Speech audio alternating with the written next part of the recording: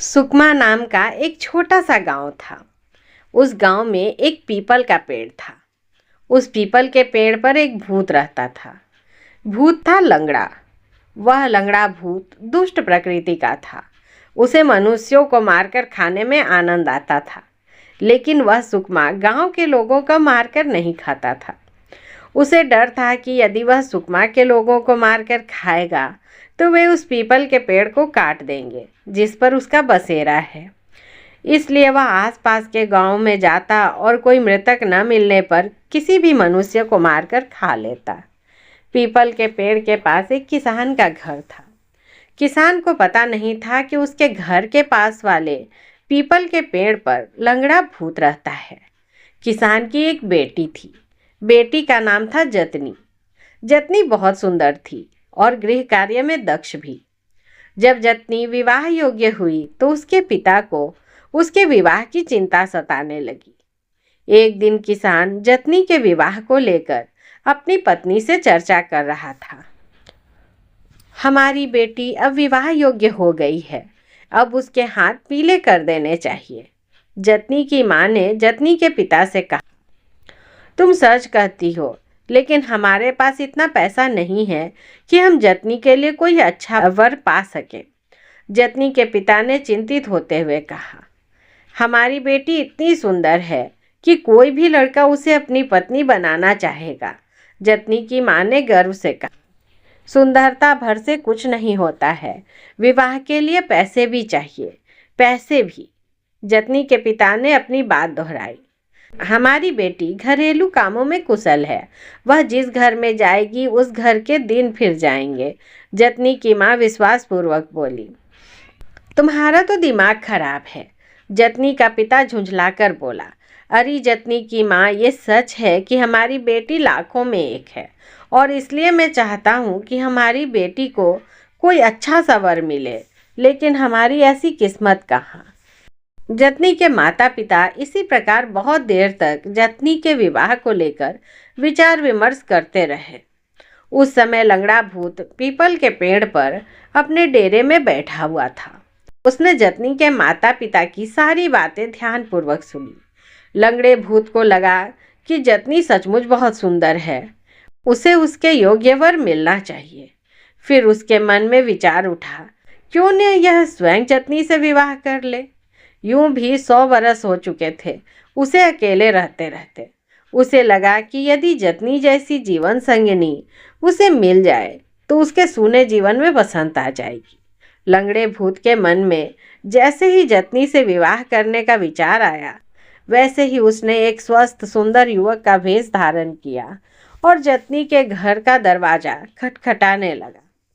कौन है? जतनी के पिता ने घर के भीतर से पूछा। पहुना, लंगड़े भूत ने उत्तर दिया। क्या चाहिए? जतनी के पिता ने फिर पूछा। पीने को 1 लोटा पानी, लंगड़े भूत ने उत्तर दिया। धातु के लोटे में पियोगे कि मिट्टी के लोटे में? जतनी के पिता ने फिर पूछा।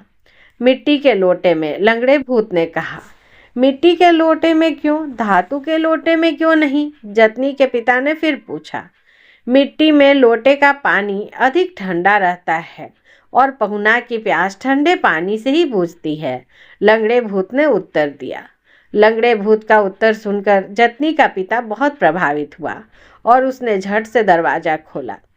अपने सामने एक सुंदर सुशील युवक को पाकर वह चकित रह गया। अब तक जतनी की माँ मिट्टी के लोटे में पानी भर लाई। लंगड़े भूत ने पानी पिया और जतनी की माँ को धन्यवाद दिया। कहाँ से आ रहे हो और कहाँ जा रहे हो बेटा? जतनी के पिता ने लंगड़े भूत के शिष्टाचार से प्रभावित होकर मधुर स्वर में पूछा। महानदी के तट से आ रहा हूँ और नर्मदा किनारे जाऊंगा, लंगड़े भूत ने उत्तर दिया। अरे, इतनी दूर से आ रहे हो और इतनी दूर जाओगे? जतनी का पिता आश्चर्य से बोला। काम काज की तलाश में भटक रहा हूँ, लंगड़े भूत ने कहा। ओह, तुम्हारे घर परिवार में कौन कौन है? जतनी की माँ ने पूछा। कोई नहीं, भूत ने कहा। कोई नहीं? जतनी की माँ ने चकित होकर पूछा। कोई तो होगा। मेरे माता पिता महानदी की बाढ़ में डूबकर मर गए। होने को नाते रिश्तेदार हैं, लेकिन सब स्वार्थ के मीत। मेरे पास कोई कामकाज नहीं था, इसलिए सबने मुझे धुतकार दिया। अब मुझे जहाँ भी काम मिल जाएगा वहाँ काम करूँगा, अपना घर बसाऊँगा और वहीं रह जाऊँगा, लौटकर वापस नहीं जाऊँगा, लंगड़े भूत ने कहा। यह सुनकर जतनी का पिता बहुत प्रसन्न हुआ। उसे लगा भगवान ने उसकी प्रार्थना सुन ली और घर बैठे एक योग्य युवक भेज दिया। काम तो हमारे गांव में भी मिल सकता है। तुम ऐसा करो कि हमारे गांव के साहूकार के पास चले जाओ और उनको अपनी समस्या बताओ, वे तुम्हारी सहायता अवश्य करेंगे, जतनी के पिता ने कहा। ठीक है, मैं साहूकार के पास जाता हूँ। यदि मुझे कोई काम मिल गया तो मैं यहीं रह जाऊँगा। यदि मैं आपके घर के पास उस पीपल के पेड़ के नीचे अपनी झोपड़ी बना लूं तो आपको कोई आपत्ति तो नहीं होगी? लंगड़े भूत ने भोलेपन से पूछा। अरे नहीं, भला मुझे क्यों आपत्ति होने लगी? तुम पास में रहोगे तो हमें भी प्रसन्नता होगी, जतनी के पिता ने कहा। इसके बाद लंगड़ा भूत साहूकार के पास गया। साहूकार ने उससे उसकी योग्यता पूछी। तुम क्या काम कर सकते हो? मैं जीवित को मार सकता हूँ और मरे को जिला सकता हूँ, लंगड़े भूत ने उत्तर दिया। क्या मतलब तुम्हारा?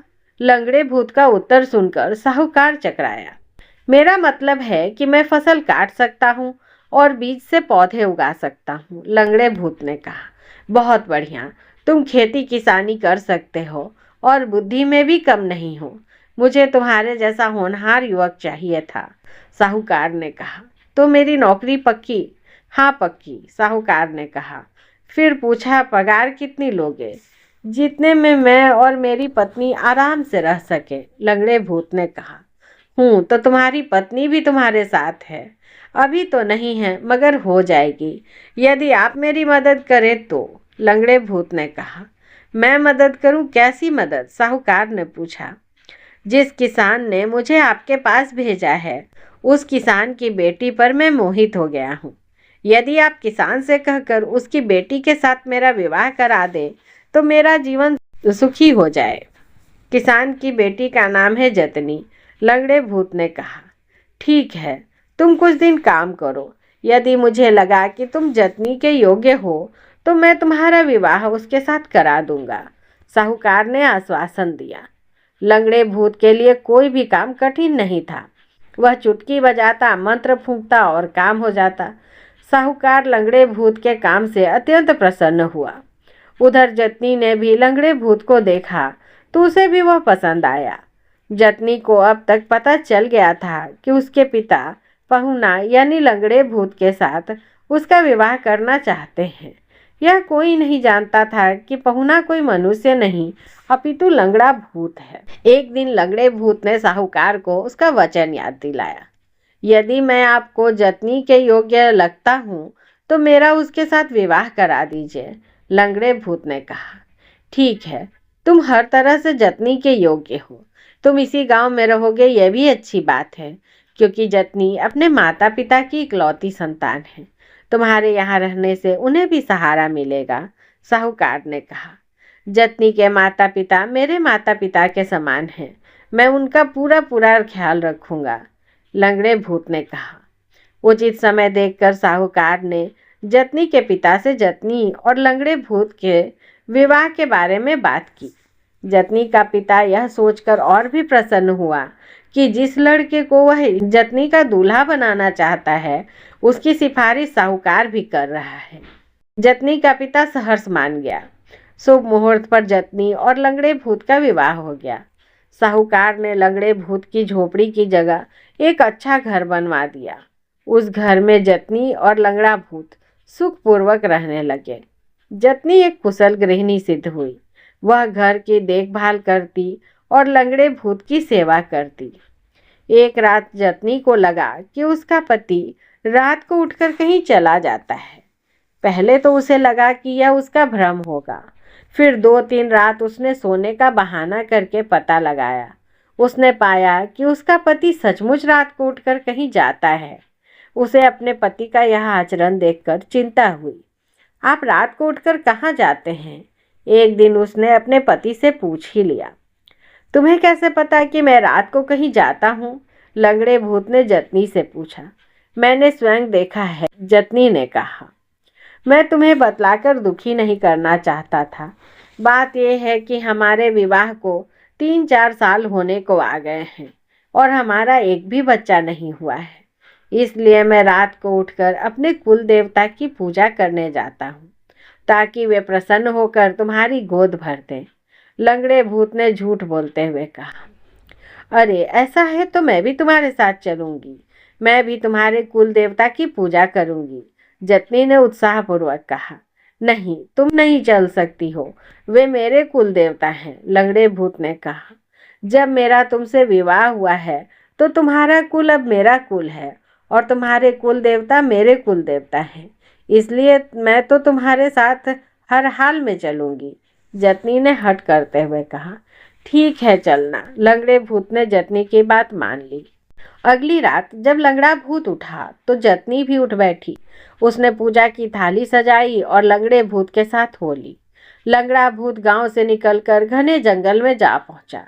एक स्थान पर रुककर लंगड़े भूत ने कहा कि मैं कुल देवता का आह्वान करके उन्हें बुलाता हूँ, तब तक तुम यहीं ठहरो। इस भयानक जंगल में मुझे अकेली छोड़कर तुम कहीं मत जाओ। जतनी ने विनती की। उसे डर लग रहा था। ऐसा करो कि तुम इस ऊंचे वट के वृक्ष पर चढ़कर बैठ जाओ। मेरे आने तक वहीं रुकना, नीचे मत उतरना। यह कहकर लंगड़ा भूत अंधेरे में ही कहीं गायब हो गया। जतनी वट वृक्ष पर चढ़कर बैठ गई। जब बहुत देर तक उसका पति नहीं लौटा तो उसे चिंता सताने लगी। इतने में शेर के दहाड़ने की आवाज सुनाई दी। जतनी और डर गई। फिर उसे लगा कहीं शेर उसके पति को न खा जाए। यह सोचते ही उसका डर दूर हो गया और वह झट से वृक्ष के नीचे उतरी और अपने पति को ढूंढने लगी। अभी वह कुछ दूर ही गई होगी कि लताओं के झुरमुट की दूसरी ओर उसे अपना पति दिखाई दिया। उसका पति जमीन में बैठकर मनुष्य का शव खा रहा था। यह दृश्य देखकर जतनी मूर्छित होते होते बची। वह समझ गई कि उसका पति कोई मनुष्य नहीं अपितु एक भूत है। जतनी हड़बड़ा कर भागने को जैसे ही पलटी, वैसे ही लंगड़े भूत ने जतनी को देख लिया। जतनी रुको, वह चिल्लाया। मैं तुमको मारना नहीं चाहता था, लेकिन अब तुमने मेरा असली रूप देख लिया है तो अब मैं तुम्हें मार डालूंगा, जिससे तुम भी मेरी तरह भूत बन जाओगी। फिर हम आराम से रहेंगे और मनुष्यों को मार मार कर खाया करेंगे। जतनी ने यह सुना तो वह और अधिक डर गई। वह और तेज भागने लगी, किंतु लंगड़ा भूत उससे अधिक तेज था। जब जतनी को लगा कि लंगड़ा भूत उसे पकड़ लेगा तो उसने एक पीपल के पेड़ से रक्षा करने की प्रार्थना की। पीपल पीपल मुझे बचाओ, मेरा पति भूत है, मुझे खा जाएगा, मुझे छिपाओ। जतनी की प्रार्थना सुनकर पीपल का पेड़ बीच से 2 हिस्से में फट गया। जतनी उसमें जा बैठी। पीपल का पेड़ फिर पहले जैसा साबुत हो गया। लंगड़ा भूत चकित था कि जतनी कहाँ चली गई। वह जतनी को ढूंढता ढूंढता दूर निकल गया। जब जतनी अस्वस्थ हो गई कि उसका पति दूर चला गया तो उसने पीपल से फिर प्रार्थना की। पीपल पीपल तुमने मेरे प्राण बचाए, मेरा पति भूत है, मुझे खा जाता। अब वह दूर चला गया है, इसलिए तुम मुझे अब जाने दो। यह सुनकर पीपल का पेड़ फिर से 2 फांक हो गया। जतनी उसमें से बाहर निकली और जंगल में चल पड़ी। जतनी भटकती भटकती भूख प्यास के मारे बेहाल हो गई। वह 2 रात 2 दिन जंगल में भटकती रही। उसे दिशा का भी ज्ञान नहीं था। वह अपने घर का रास्ता भी नहीं जानती थी। उसे लग रहा था कि कोई जंगली जानवर उसे खा जाएगा और वह कभी अपने घर नहीं पहुंच पाएगी। तभी अचानक उसे एक झोपड़ी दिखाई दी। वह झोपड़ी एक छोटे से गांव में थी। गांव में 10-15 घर थे। वह झोपड़ी गांव के बाहर की ओर थी, इसलिए जतनी को वही सबसे पहले दिखाई दी। जतनी गिरती पड़ती उस झोपड़ी में पहुंची। वह झोपड़ी एक बुढ़िया की थी। जैसे ही बुढ़िया ने जतनी को देखा, उसका चेहरा खिल उठा। आओ आओ बहू, मैं तो तुम्हारी ही प्रतीक्षा कर रही थी। उस बुढ़िया ने जतनी का स्वागत करते हुए कहा। यह सुनकर जतनी चकित रह गई। उसे लगा कि जिस बुढ़िया से वह कभी मिली ही नहीं, जिसे उसने कभी देखा ही नहीं, वो उसे बहू कहकर क्यों पुकार रही है। कहीं यह उस लंगड़े भूत की साथी तो नहीं। लेकिन अब जतनी इतनी थक गई थी कि वो वहां से भाग भी नहीं सकती थी। अतः उसने ऊपर से कुछ नहीं कहा। लो पानी पी लो। बुढ़िया ने जतनी को प्रेम से पानी पिलाया। पानी पीकर जतनी को तनिक अच्छा लगा। उसकी थकान भी कम हो गई। तब जतनी का ध्यान गया कि बुढ़िया की झोपड़ी में ओखली और मूसल रखा हुआ था और ओखली के पास कुछ मानो खोपड़ियाँ पड़ी हुई थी। जतनी को विश्वास हो गया कि ये बुढ़िया उस लंगड़े भूत की तरह मनुष्यों को मारकर खाती है या फिर उस भूत के लिए मनुष्यों को मारकर रखती है। उसे लगा कि वह एक मुसीबत से निकली तो दूसरे मुसीबत में फंस गई। अम्मा क्या कर रही थी? जतनी ने प्रेम पूर्वक स्वर में बुढ़िया से पूछा।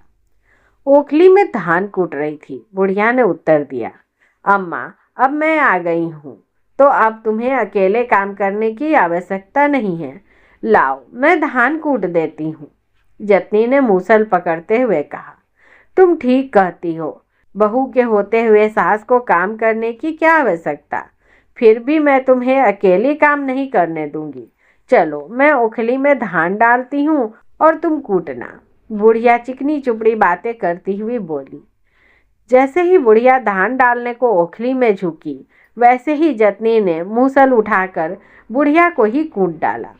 मूसल से कूटने पर बुढ़िया की खाल अलग हो गई। इतने में लंगड़ा भूत आ गया। जतनी ने जल्दी से बुढ़िया के शव को छुपा दिया और स्वयं भी छुप गई। भूत ने बुढ़िया को पुकारा। अम्मा जतनी तो अब तक मिली नहीं, उस पर आज कोई मनुष्य भी नहीं मिला।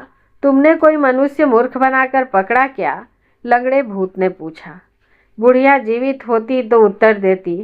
तब जतनी ने जल्दी से बुढ़िया की खाल पहन ली और बुढ़िया की आवाज़ बनाकर बोली, बेटा अब मुझे भी यहाँ कोई मनुष्य नहीं मिल पाता है, इसलिए अब मैं दूसरी जगह जाने की सोच रही हूँ। हो सकता है कि आज ही मैं कहीं और चली जाऊँ। ठीक है, जहाँ रहना वहाँ से मुझे संदेश भेज देना, मैं वहीं आ जाया करूँगा, लंगड़े भूत ने कहा। हाँ ये ठीक रहेगा, बुढ़िया के वेश में जतनी ने कहा। जब लंगड़े भूत ने देखा कि वहाँ भी उसके खाने के लिए कुछ नहीं है तो वह वापस चला गया। अब जतनी को लंगड़े भूत का डर नहीं था। उसने बुढ़िया को झोपड़ी की सफाई की और वहीं आराम से रहने लगी। बुढ़िया का एक छोटा सा खेत था। जतनी उस खेत में काम करने लगी। उसी गांव में एक युवक अपने माता पिता के साथ रहता था। उस युवक का नाम था ननकू। ननकू का खेत बुढ़िया के खेत के पास ही था। वह प्रतिदिन बुढ़िया को अपने खेत में आते जाते देखा करता था। एक दिन जतनी खेत जा रही थी कि रास्ते में उसकी रोटियां गिर गई। ननकू ने देखा तो उसे लगा कि बुढ़िया की रोटियां गिर गई हैं, अतः वह रोटियां उठाकर बुढ़िया को दे दे, अन्यथा बुढ़िया को दोपहर में भूखा रहना पड़ेगा। ननकू ने रोटियां उठा ली। फिर उसके मन में आया कि ये रोटियां वह दोपहर में ही देने जाएगा, तब वह बुढ़िया के साथ बैठकर अपनी रोटियां भी खा लेगा। आखिर बुढ़िया रोज अकेली रोटियां खाती। दोपहर होने पर ननकू रोटियां लेकर बुढ़िया के खेत पर पहुंचा। बुढ़िया उसे नहीं दिखी। तब वह बुढ़िया को खोजने लगा। बुढ़िया के खेत के पास से एक नदी बहती थी। ननकू को लगा कहीं बुढ़िया नदी में नहाने न गई हो। यह विचार करके वह नदी के पास पहुंचा। वहां उसने देखा कि एक सुंदर युवती नदी में नहा रही है। वह युवती नहाकर नदी के पानी से बाहर आई और उसने बुढ़िया की खाल पहन ली। यह देखकर ननकू दंग रह गया, परंतु वह युवती पर इतना मोहित हो गया कि उसने उसी पर निश्चय कर लिया कि वह इस युवती से विवाह करके रहेगा। ननकू जतनी की रोटियां उसके घर में एक पेड़ के नीचे रखकर अपने खेत में लौट आया। शाम को जब वो अपने घर लौटा तो उसने घर पहुंचते ही अपने माता पिता से कह दिया कि वह बुढ़िया से विवाह करना चाहता। यह सुनकर उसके माता पिता चकरा गए। वह बुढ़िया तो ननकू के माँ से भी अधिक आयु की थी। ननकू के माता पिता ने ननकू को समझाने का बहुत प्रयास किया, लेकिन ननकू जानता था कि बुढ़िया के खाल के भीतर एक सुंदर युवती है। समस्या यह थी कि वह ये बात किसी से कह नहीं सकता था, क्योंकि कोई भी उसके इस बात पर विश्वास नहीं करता, उल्टे उसका मजाक ही उड़ाता। इसलिए ननकू ने किसी को सच्चाई नहीं बताई। जब ननकू के माता पिता उसे समझा समझा कर हार गए तो उन्होंने बुढ़िया के साथ विवाह करने की अनुमति दे दी। बुढ़िया के रूप में रहने वाली जतनी से ननकू ने विवाह कर लिया।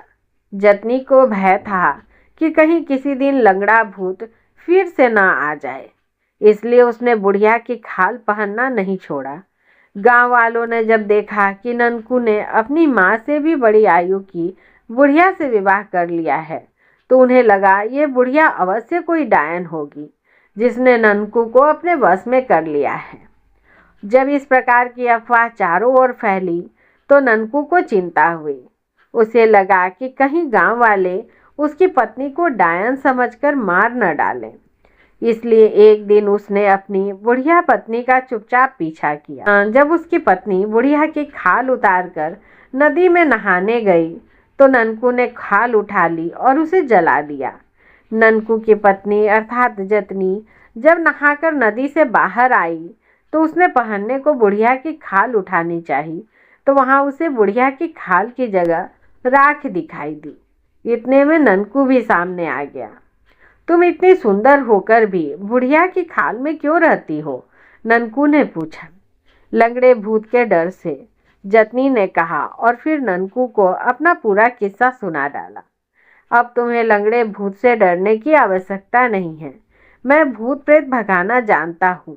अब लंगड़ा भूत तुम्हें कभी तंग नहीं कर सकेगा, ननकू ने जतनी को आश्वस्त किया। इसके बाद जतनी और ननकू गांव लौट आए। गांव लौटकर ननकू ने जतनी के बारे में पूरे गांव वाले को बताया। गांव वाले यह जानकर खुश हो गए कि जतनी कोई डायन वायन नहीं, वो तो एक सुंदर युवती है। जतनी और ननकू सुखपूर्वक जीवन व्यतीत करने लगे। एक दिन गांव में एक चूड़ी बेचने वाला आया। गांव की सभी स्त्रियां उससे चूड़ी खरीदने पहुंची। जतनी भी गई। चूड़ी वाले ने सभी स्त्रियों से चूड़ी के पैसे लिए किंतु जतनी से पैसे नहीं लिए। इस पर जतनी को संदेह हुआ। चूड़ी वाले, तुम मुझसे क्यों पैसे नहीं ले रहे हो? जतनी ने पूछा।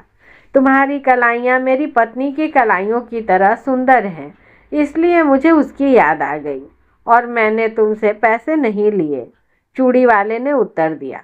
तुम्हारी पत्नी कहाँ है? जतनी ने पूछा। वो खो गई है, चूड़ी वाले ने बताया। तब जतनी का संदेह पक्का हो गया। तुम्हारी पत्नी तुम्हें मिल जाए तो क्या करोगे? जतनी ने पूछा। अपने साथ रखूंगा, 7 जन्मों तक न छोड़ूंगा, चूड़ी वाले ने उत्तर दिया। और जो तुम्हारी पत्नी तुम्हारे साथ न रहना चाहे तो? जतनी ने पूछा।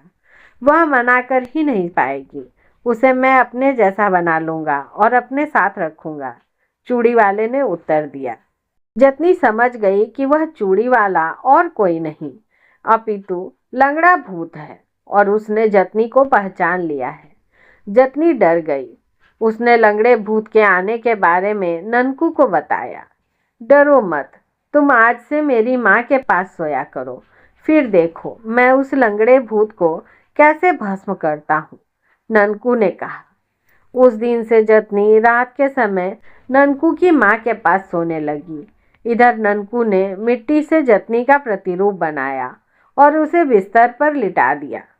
ननकू उस मिट्टी की जतनी के साथ सोने लगा। एक रात लंगड़ा भूत चुपके से ननकू के कमरे में घुसा। उसने समझा कि ननकू के बगल में जतनी सो रही है। लंगड़े भूत ने मिट्टी की जतनी को असली जतनी समझकर खाने का प्रयास किया, जिससे ननकू की नींद खुल गई और उसने मंत्र पढ़कर सरसों के दाने लंगड़े भूत के ऊपर उछाल दिए। सरसों के दाने लंगड़े भूत पर गिरते ही लंगड़ा भूत भस्म हो गया। इस प्रकार जतनी को लंगड़े भूत के भय से सदा सदा के लिए मुक्ति मिल गई। लंगड़े भूत के भस्म हो जाने के बाद जतनी और ननकू सुखपूर्वक अपना जीवन व्यतीत करने लगे।